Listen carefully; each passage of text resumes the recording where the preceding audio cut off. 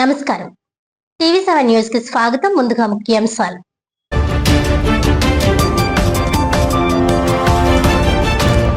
Petrol diesel ధరల పెంపును నిరసిస్తూ YCP ఆధ్వర్యంలో జిల్లా వ్యాప్తంగా ఆందోళనలు. కానీ విని ఎరుగని రీతిలో రాష్ట్రంలో ఇంధనం రేట్లు పెంచడం అత్యంత దారుణమని ప్రభుత్వంపై మండిపడ్డ నేతలు.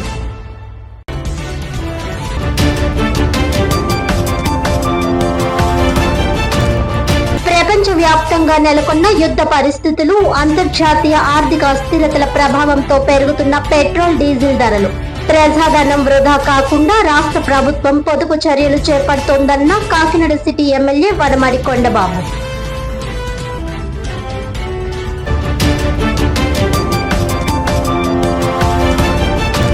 రైతాంగానికి బాసటగా కూటమి ప్రభుత్వం 40 లక్షల నిధులతో ఇంద్రపాలెం లాకుల వద్ద కెనాల్ పూడికతీత పనుల ప్రారంభోత్సవంలో రూరల్ ఎమ్మెల్యే పంతం నానాజీ.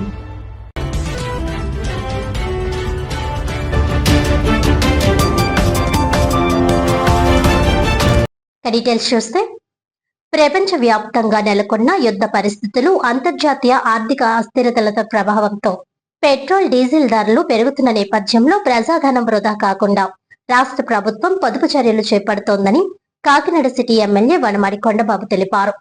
సోమవారం కాకినాడ స్మార్ట్ సిటీ కార్యాలయంలో నిర్వహించిన విలేకరుల సమావేశంలో ఆయన మాట్లాడుతూ, ప్రపంచ ఆర్థిక పరిస్థితులను ముందుగానే అంచనా వేసిన ముఖ్యమంత్రి నారా చంద్రబాబు నాయుడు పరిపాలనలో ఖర్చులను నియంత్రించేందుకు ప్రత్యేక చర్యలు తీసుకుంటున్నారని తెలిపారు. ప్రజలపై అదనపు భారం పడకుండా ప్రభుత్వ వ్యయాలను తగ్గించే దిశగా సీఎం స్వయంగా తన కాన్వాయ్ను కూడా తగ్గించుకున్నారని గుర్తు చేశారు. ప్రజాధనాన్ని ఆదా చేయడం ప్రభుత్వ బాధ్యతగా భావిస్తూ పాలన సాగిస్తున్నారని అన్నారు. ఇక పెట్రోల్ డీజిల్ ధరల పెంపుపై వైసీపీ చేస్తున్న నిరసనలు పూర్తిగా రాజకీయ ప్రేరేపితమేనని ఎమ్మెల్యే విమర్శించారు.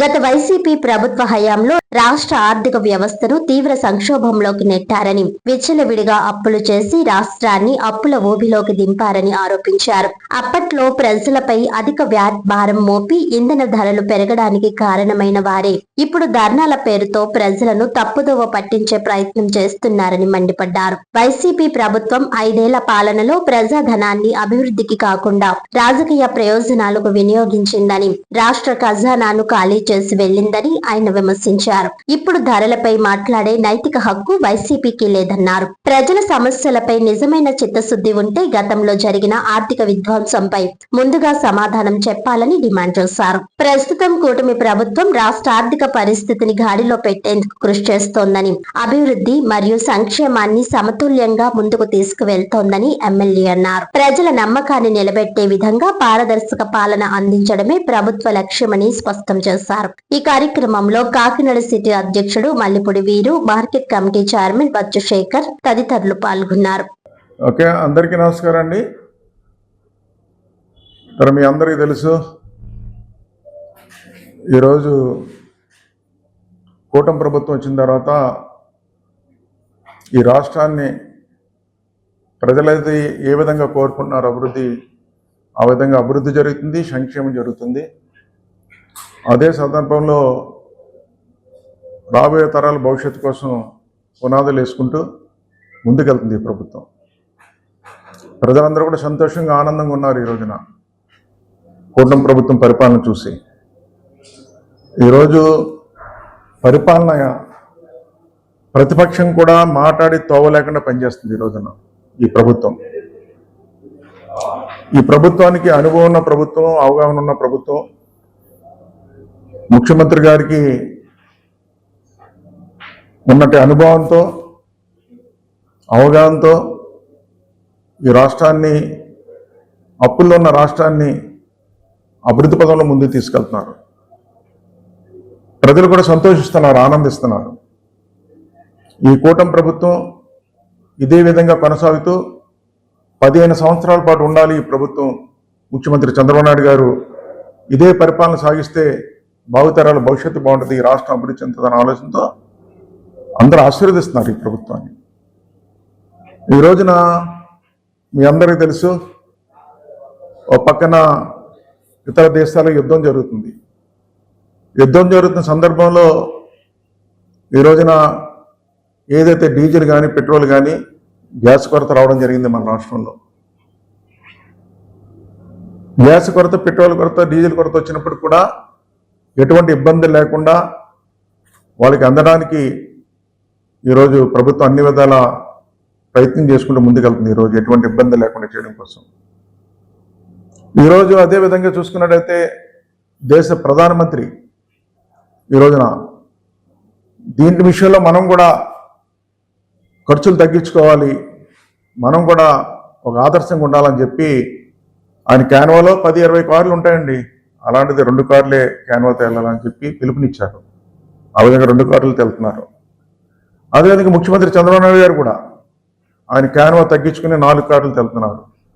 అదేవిధంగా అంతెందుకు అందరూ కూడా ఈరోజు మంత్రులు కానీ అందరూ కూడా, అదేవిధంగా మన కలెక్టర్ గారు కూడా ఆయన కారుతో పాటు ఇంకో కారు ఉంటుంది, అది కూడా తగ్గించుకున్నారు. అలాగో పిలుపునిచ్చి ఈరోజు మనందరం కూడా ఉన్న ఇబ్బందుల్ని తొలగించుకోవాలని చెప్పి, ఖర్చులు తగ్గించాలని చెప్పి ఆలోచనతో ఈ రోజున కార్యక్రమం తీసుకోవడం జరిగిందండి. ఈ రోజునండి ఎంత జాగ్రత్తలు తీసుకుని ముందుకెళ్తుంటే వైసీపీ వాళ్ళు ఈరోజు రోడ్డుపైకి వచ్చి ధర్నాలు చేస్తున్నారండి. ఈ కూటమి ప్రభుత్వం పైన డీజిల్, పెట్రోల్ రేట్లు తగ్గించాలి అని చెప్పి ధర్నాలు చేస్తున్నారు.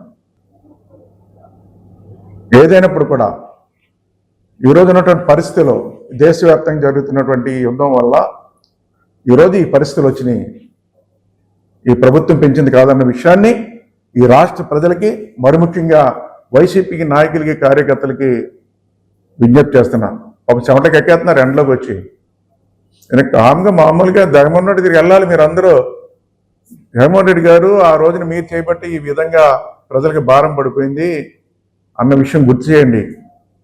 ఇది చంద్రబాబు నాయుడు పెంచింది కాదు, ఇది దేశవ్యాప్తంగా ఈరోజు చెప్పాలంటే మన ప్రభుత్వమే, కేంద్ర ప్రభుత్వమే తక్కువ వేసింది. ఈరోజు రేటు పెంచడం తక్కువ, మన రాష్ట్రం, మన దేశంలో తక్కువ ఉంది చెప్పాలంటే. ఇతర చోట్ల అయితే చాలా ఎక్కువ ఉన్నాయి, 30-40% ఉంది. వైసీపీ నాయకులు గుర్తు చేస్తున్నా, దీని గురించే కాదు, దేనిపైన మీరు రోడ్ల మీద రావాల్సిన పని లేదండి. ప్రతిపక్ష పాత్ర కూడా ఈరోజు ఈ కూటమి ప్రభుత్వం వహిస్తుంది. ముఖ్యమంత్రి చంద్రబాబు నాయుడు గారే ప్రతిపక్ష పాత్ర పోషిస్తున్నారు. ఈ రోజున ఏదైనా తప్పు జరిగినా, అనుకున్న పని జరగకపోయినా ఆయన మందలిస్తున్నాడు. ఎక్కడైనా తప్పు జరిగితే మీరు ప్రతిపక్ష పాత్ర పోషించే అవకాశం కూడా జగన్మోహన్ రెడ్డికి, వైసీపీ నాయకులకి ఎవరికి లేదని ఈ సందర్భంగా తెలియజేస్తున్నాను.